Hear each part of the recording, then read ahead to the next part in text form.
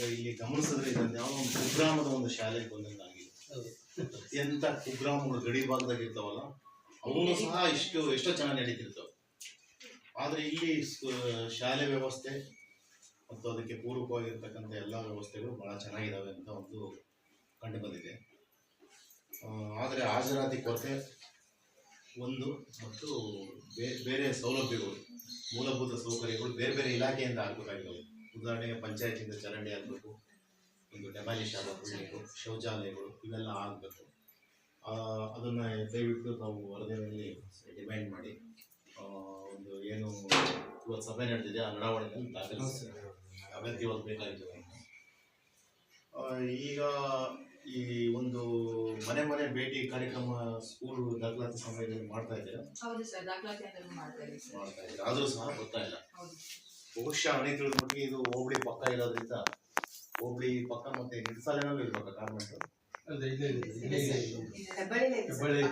ಅದಕ್ಕೋಸ್ಕರ ಅಲ್ಲಿ ಹೆಚ್ಚು ಆಕರ್ಷಿತರಾಗಿ ಪೋಷಕರು ಎಲ್ಲ ಹೋಗ್ತಾ ಇದ್ದಾರೆ ಅಂತ ಮಕ್ಕಳು ಅಲ್ಲಿ ಸೇರಿಸ್ತಾ ಇದ್ದಾರೆ ಅನ್ನೋದು ಇದು ಸಾಮಾನ್ಯ. ಯಾವ ದೊಡ್ಡ ದೊಡ್ಡ ಟೌನ್ಗಳು ಹೋಬಳಿ ಹೆಡ್ ಕ್ವಾರ್ಟರ್ಸು ಅಥವಾ ಯಾವುದಾದ್ರೂ ಶಾಲೆ ಹತ್ತಿರದಲ್ಲಿ ಖಾಸಗಿ ಶಾಲೆಗಳು, ಪ್ರಖ್ಯಾತ ಖಾಸಗಿ ಶಾಲೆಗಳು ಇದ್ದಂಥ ಸಂದರ್ಭದಲ್ಲಿ ಅಲ್ಲಿ ಹತ್ತಿರದಲ್ಲಿರ್ತಕ್ಕಂಥ ಒಂದು ಹಳ್ಳಿಗಳಲ್ಲಿ ಈ ಒಂದು ಪರಿಸ್ಥಿತಿ ಇದೇ ಊರಲ್ಲ, ಎಲ್ಲ ತಾಲೂಕಲ್ಲೂ ಎಲ್ಲ ಕಡೆಯಲ್ಲೂ ಕಂಡು ಬರುತ್ತೆ.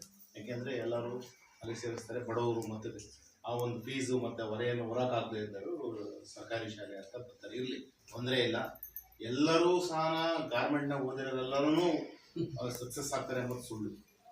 ಈ ಒಂದು ವಿಚಾರ ಮತ್ತು ಬೌದ್ಧಿಕ ಮಟ್ಟ ಹೆಚ್ಚಿಗೆ ಆಗದೆ ಸರ್ಕಾರಿ ಶಾಲೆಗಳಲ್ಲಿ, ಯಾಕೆಂತಂದ್ರೆ ಅನೇಕ ವಿಚಾರಗಳನ್ನು ಇಲ್ಲಿ ತಿಳಿಸ್ತಾರೆ.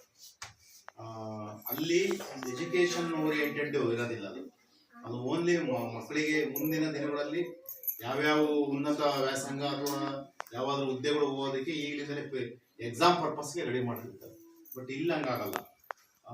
ಜನರಲ್ ನಾಲೆಡ್ಜು ಜೊತೆಯಲ್ಲಿ ಬೇರೆ ದೇಶದ್ದು, ರಾಜ್ಯದ್ದು, ವಿವಿಧ ವಲಯಗಳದ್ದು ಯಾವ ಥರ ಆಗ್ತಾ ಇದೆ ಅಂತಕ್ಕಂಥದ್ದನ್ನು ಎಲ್ಲನೂ ತಿಳಿಸ್ಕೊಂಡು ಹೋಗ್ತಾರೆ. ಉದಾಹರಣೆಗೆ ಇಲ್ಲಿ ಎಷ್ಟೋ ವಿಷಯಗಳು ಬರೆದಿದ್ದಾರೆ ಬೋರ್ಡ್ ಮೇಲೆ ಮೇಡಮ್ ಅವರು. ಈ ಪ್ರೌಢ ಶಿಕ್ಷಣ ಸಚಿವರು ಇದೇ ವಿಷಯನ ಅಲ್ಲಿ ಕೇಳಿದ್ರೆ ಹೇಳಲ್ಲ, ಅಲ್ಲಿ ಯಾರು ಅಂತ ಹೇಳೋದಿಲ್ಲ, ಬಟ್ ಇಲ್ಲಿ ಹೇಳ್ತಾರೆ. ಸೊ ಈ ಥರದ್ದು ಒಂದು ಪ್ರಸಕ್ತ ಇದರಲ್ಲಿ ಏನೇನು ನಡೀತಾ ಇದೆ ರಾಜ್ಯ ವಿದ್ಯಮಾನಗಳು, ರಾಷ್ಟ್ರ ವಿದ್ಯಮಾನಗಳು ಅನ್ನೋದನ್ನ ಇಲ್ಲಿ ಸರ್ಕಾರಿ ಶಾಲೆಗಳಲ್ಲಿ ಹೆಚ್ಚಿಗೆ ತಿಳಿಸ್ಕೊಡ್ತಾರೆ. ಮತ್ತು ಇವರು ಅಕಸ್ಮಾತ್ ಕೆಲಸಕ್ಕೆ ಹೋದ್ರೂ ಚಿಂತೆ ಇಲ್ಲ, ಯಾವುದಾದ್ರೂ ಒಂದು ಜೀವನದಲ್ಲಿ ಬದುಕ್ತಕ್ಕಂಥ ಒಂದು ಜನರಲ್ ನಾಲೆಡ್ಜ್ ಇರುತ್ತೆ. ಸರ್ಕಾರಿ ಕೆಲಸಗಳಿಗೆ ಹೋಗ್ಬೇಕು ಅಥವಾ ಪ್ರೈವೇಟ್ ಇದಕ್ಕೆ ಹೋಗ್ಬೇಕು ಅನ್ನೋದು ಏನಿಲ್ಲ. ಇವತ್ತಿನ ಲೈಫ್ ಸ್ಕಿಲ್ ಒಂದಿದ್ರೆ ತಮ್ಮ ಜೀವನ ತಾವು ಮಾಡೋದಕ್ಕೆ ಅಟ್ಲೀಸ್ಟ್ ಯೋಜನೆಗಳು ಯಾವ್ಯಾವ ಗೊತ್ತಾಗ ಸರ್ಕಾರದಿಂದ ಅಂತಕ್ಕಂಥದ್ದು ಒಂದು ಮನವರಿಕೆ ಮಾಡ್ಕೊಳ್ಳುವಂತಾದ್ರೂ ಸರ್ಕಾರಿ ಶಾಲೆಯಲ್ಲಿ ಓದಿದರಿಗೆ ಒಂದು ಬೌದ್ಧಿಕ ಮಟ್ಟ ಬರುತ್ತೆ. ಅದರಿಂದ ಈಗ ಏನು ಮಾಡೋಕ್ಕಾಗೋದಿಲ್ಲ. ಇದು ಒಂಥರ ಪೈಪೋಟಿ ಯುಗ. ಖಾಸಗಿ ಶಿಕ್ಷಣ ಸಂಸ್ಥೆಗಳು ಸರ್ಕಾರಿ ಸ್ವಾಮ್ಯದ ಶಿಕ್ಷಣ ಸಂಸ್ಥೆಗಳ ಮೇಲೆ ಒಂದು ರೀತಿ ಅದು ನಡೀತಾ ಇದೆ. ಇದಾಗಲೇ ಸಿನ್ಸ್ ಫ್ರಮ್ ಲಾಸ್ಟ್ 25-30 years ಇಂದ ನಡೀತಾ ಇದೆ. ಮೊದಲೆಲ್ಲ ಎಲ್ಲೋ ಒಂದೊಂದು ಕೊಡೋರು ಅವರು ಯಾವುದೋ ತಾಲೂಕು ಹೆಡ್ ಕ್ವಾರ್ಟರ್ಲಿರೋರು ಕಡಿಮೆ ಇತ್ತು. ಈಗ ರೂರಲ್ ಏರಿಯಾದಲ್ಲಿ ಪಂಚಾಯತಿ ಹಳ್ಳಿಗಳಲ್ಲೆಲ್ಲ ಖಾಸಗಿ ಶಾಲೆಗಳು ಇದಾಗ್ತಾ ಇದ್ದಾವೆ. ಹಾಗಾಗಿ ಈಗ ನೋಡೋಣ ಎಲ್ಲಿವರೆಗೂ ಇದೆ ಅಂತಕ್ಕಂಥದ್ದನ್ನು ಒಂದು ಕಡೆ ಬಿಟ್ಟು ಈ ನಡೀತಾ ಇರ್ತಕ್ಕಂಥ ವ್ಯವಸ್ಥೆನ ಸುಧಾರಣೆ ಮಾಡೋದಕ್ಕೆ ಕ್ರಮವನ್ನು ತಗೊಳ್ಳೋಣ.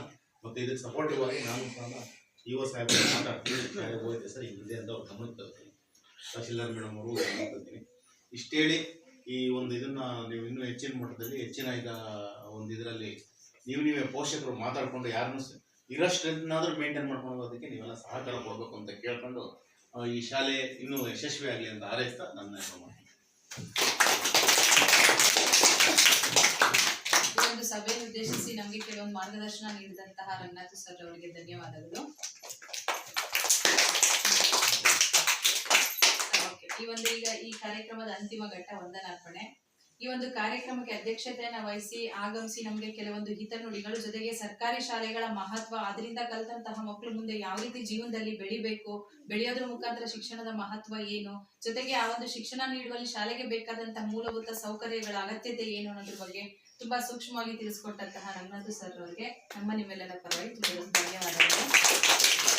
ಹಾಗೆ ಈ ಒಂದು ಕಾರ್ಯಕ್ರಮದ ಪರಿಶೋಧನಾ ಕಾರ್ಯದ ಗ್ರಾಮ ಸಂಪನ್ಮೂಲ ವ್ಯಕ್ತಿಗಳಾಗಿ ನಮ್ಮ ಶಾಲೆಯ ಬಗ್ಗೆ 2 ದಿನಗಳ ಸತತವಾಗಿ 3 ದಿನಗಳ ಕಾಲ ನಡೆದಂತಹ ಪರಿಶೋಧನಾ ಕಾರ್ಯಕ್ರಮದ ವರದಿಯನ್ನ ಮಂಡಿಸಿ ನಮಗೂ ಸಹ ಕೆಲವೊಂದು ಸೂಕ್ತ ಸಲಹೆ ಮಾರ್ಗದರ್ಶನಗಳನ್ನ ನೀಡಿದಂತಹ ಗೋಪಾಲ್ ಸರ್ ಅವರಿಗೆ ಧನ್ಯವಾದಗಳು. ಅದೇ ರೀತಿ ನಮ್ಮ ಗ್ರಾಮ ಸಂಪನ್ಮೂಲ ವ್ಯಕ್ತಿಗಳಾದ ಮಾಡಿದಂತಹ ಜಯಲಕ್ಷ್ಮಿ ಮೇಡಮ್ರು ಸಹ ನಮ್ಗೆ ಕೆಲವೊಂದು ಶಾಲಾ ಅನುದಾನಗಳ ಬಳಕೆ ಆಗಿರ್ಬೋದು, ಮೂಲಭೂತ ಸೌಕರ್ಯಗಳ ಬಗ್ಗೆ ಆಗಿರ್ಬೋದು, ಕಾಮಗಾರಿಗಳ ಬಗ್ಗೆ ಆಗಿರ್ಬೋದು, ಮಕ್ಕಳ ಶೈಕ್ಷಣಿಕ ವಿಚಾರಗಳ ಬಗ್ಗೆ ಆಗಿರ್ಬೋದು, ಕೆಲವೊಂದು ಸೂಕ್ತ ಮಾರ್ಗದರ್ಶನ ಸಲಹೆಗಳನ್ನ ನೀಡಿದ್ದಾರೆ. ಅವ್ರಿಗೂ ಸಹ ನಿಮ್ಮೆಲ್ಲರ ಪರವಾಗಿ ಹೃತ್ಪೂರ್ವಕವಾದ ಧನ್ಯವಾದಗಳು. ಹಾಗೆ ಒಂದು ಕಾರ್ಯಕ್ರಮಕ್ಕೆ ಆಗಮಿಸಿರುವಂತಹ ನಮ್ಮ ಶಾಲೆಯ SDMC ಅಧ್ಯಕ್ಷರು ಸಹ ಆಗಮಿಸಿದ್ರು. ಅವ್ರಿಗೂ ಸಹ ನಿಮ್ಮೆಲ್ಲರ ಪರವಾಗಿ ಹೃತ್ಪೂರ್ವಕವಾದ ಧನ್ಯವಾದಗಳು. ಹಾಗೆ ನಮ್ಮ ಕ್ಲಸ್ಟರ್ನ ಸಂಪನ್ಮೂಲ ವ್ಯಕ್ತಿಗಳಾದಂತಹ ಶ್ರೀಮತಿ ರಾಧಾ ಮೇಡಮ್ರು ಸಹ ಆಗಮಿಸಿದ್ದಾರೆ. ಅವ್ರಿಗೂ ಸಹ ನಿಮ್ಮೆಲ್ಲರ ಪರವಾಗಿ ಹೃತ್ಪೂರ್ವಕವಾದ ಧನ್ಯವಾದಗಳು. ಹಾಗೆ ಈ ಒಂದು ಸಭೆಗೆ ಆಗಮಿಸಿದಂತಹ ಎಲ್ಲಾ ಪೋಷಕರು ಸಹ ತಮ್ಮ ಏನು ಈ ಶಾಲೆಗಳಿಗೆ ಕಳಿಸ್ತಾ ಇರ್ತಕ್ಕಂತಹ ಮಕ್ಕಳುಗಳಿಗೆ ಬೇಕಾದಂತಹ ಮೂಲಭೂತ ಸೌಕರ್ಯಗಳ ಬಗ್ಗೆ ಆಗಿರ್ಬೋದು, ಸ್ವಚ್ಛತೆಗಳ ಬಗ್ಗೆ ಆಗಿರ್ಬೋದು, ಅನುದಾನಗಳ ಬಗ್ಗೆ ಆಗಿರ್ಬೋದು, ಒಂದು ಸರ್ಕಾರಿ ಶಾಲೆಯನ್ನ ಮುನ್ನುಗ್ಗಿ ಮುಂದೆ ಒಂದು ಬೆಳೀತಕ್ಕಂತಹ ಒಂದು ಸಮಾಜ ನಿರ್ಮಾಣ ಮಾಡುವಲ್ಲಿ ಸರ್ಕಾರಿ ಶಾಲೆಗಳ ಮಹತ್ವ ಏನು, ಸೊ ಅದು ಸರ್ಕಾರಿ ಶಾಲೆ ಬೆಳಿಬೇಕು ಅಂದ್ರೆ ಮೂಲಭೂತವಾಗಿ ಸೌಕರ್ಯಗಳು ಬೇಕು ಅನ್ನೋದ್ರ ಬಗ್ಗೆ ಕೂಲಂಕುಷವಾಗಿ ಚರ್ಚೆ ನಡೆಸಿದಂತಹ ಎಲ್ಲಾ ಪೋಷಕರಿಗೂ ಸಹ ನಿಮ್ಮೆಲ್ಲರ ಪರವಾಗಿ ಹೃತ್ಪೂರ್ವಕವಾದ ಧನ್ಯವಾದವನ್ನ ಅರ್ಪಿಸ್ತೀನಿ.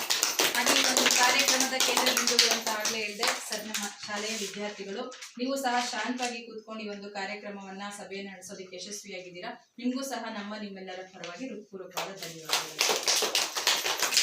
Thank you sir.